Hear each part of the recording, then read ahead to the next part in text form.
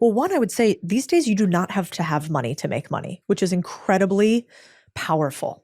So when I think about it, if I'm 30 and I am at a company like that, what would I do today? Well, I would actually probably sit down and figure out what am I actually skilled at that somebody else would pay me for.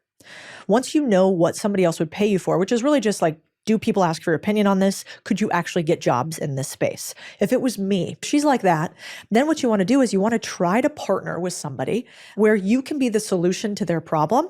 And because you understand what I call deal making, which is really the language of money, you can negotiate an ability for you to own part of a thing in order for you to have one of three outcomes.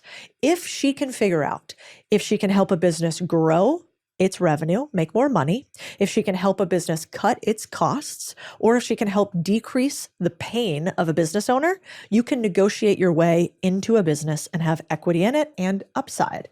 And I wish somebody had taught me that earlier, because this is what consultants do. I call it expertise to equity. But if I was her, I'd say, don't go find another job.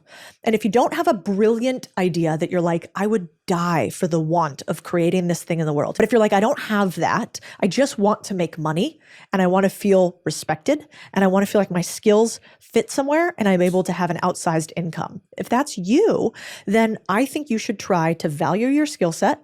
Then you should try to negotiate for an upside deal with somebody. And you should try your hand at this game called ownership, which is where you say, hey, small business, I know how to market. Can I help you market at the side while I'm working on this company? And because I help you grow your revenue by 50%, could I keep 10% of the 50% I grow? Do you think a small business owner would say yes to that? Of course they would, because there's no downside.